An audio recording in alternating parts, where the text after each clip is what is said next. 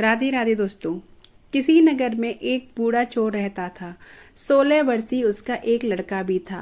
चोर जब ज्यादा बूढ़ा हो गया तो उसने अपने बेटे को चोरी की विद्या सिखाने लगा।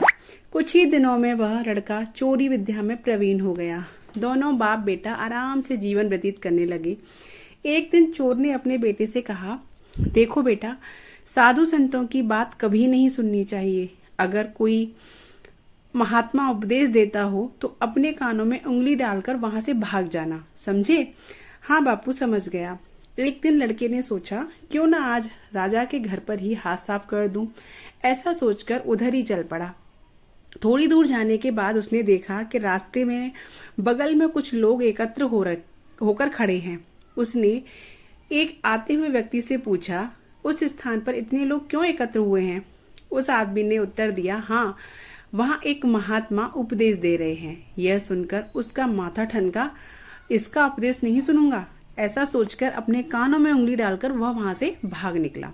जैसे ही वह भीड़ के निकट पहुंचा, एक पत्थर से ठोकर लगी और वह गिर गया।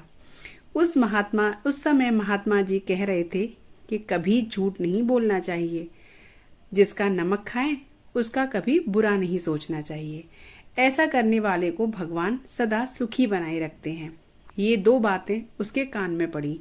वह झटपट उठा और कान बंद करके राजा के महल की ओर चल दिया।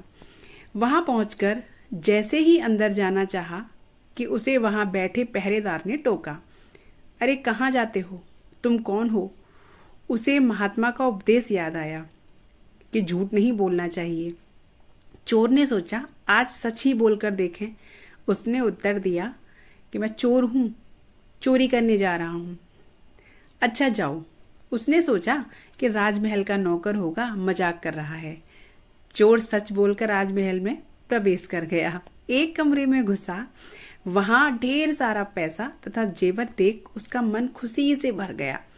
एक थैले में सब धन भर लिया और दूसरे कमरे में घुसा। वहां रसोई घर था। अनेक प्रकार के भोजन वहां रखे थे। वह खाना खाने लगा।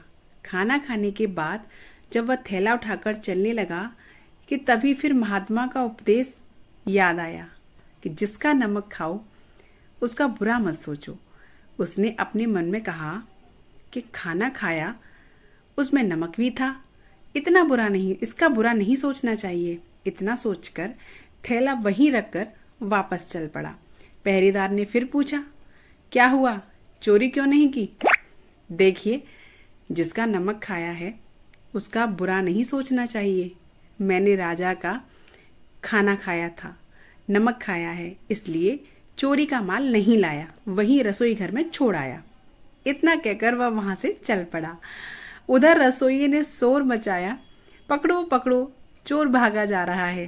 पहरेदार ने चोर को पकड़ लिया, दरबार में उपस्थित किया।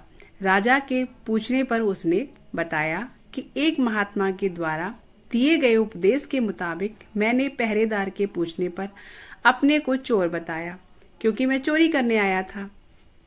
आपका धन चुराया, लेकिन आपका खाना भी खाया जिसमें नमक मिला था, इसलिए आपके प्रति बुरा व्यवहार नहीं किया और धन छोड़कर भागा। उसके उत्तर पर राजा बहुत खुश हुआ और उसे अपने दरबार में नौकरी दे दी। वह 2-4 दिन घर नहीं गया तो उसके बाप को चिंता हुई कि बेटा पकड़ लिया गया क्या। लेकिन 4 दिन के बाद लड़का घर आया तो बाप अचंभित रह गया अपने बेटे को अच्छे वस्त्रों में देखकर। लड़का बोला, बापूजी, आप तो कहते थे कि किसी साधु संत की बात मत सुनो, लेकिन मैंने एक महात्मा की बात सुनी और उसी के मुताबिक काम किया। तो देखिए, सच्चाई का फल मुझे राजमहल में नौकरी मिल गई।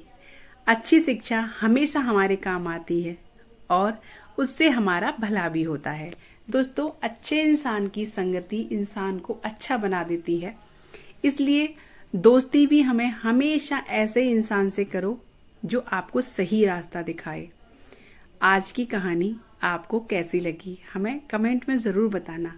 और आप अगर हमारे चैनल पर नए आए हो तो हमारे चैनल को सब्सक्राइब कर लीजिएगा। ऐसे ही अच्छी अच्छी आध्यात्मिक धार्मिक कहानियों के लिए मिलती हूँ अच्छी सी कथा कहानी के साथ। तब तक के लिए राधे राधे।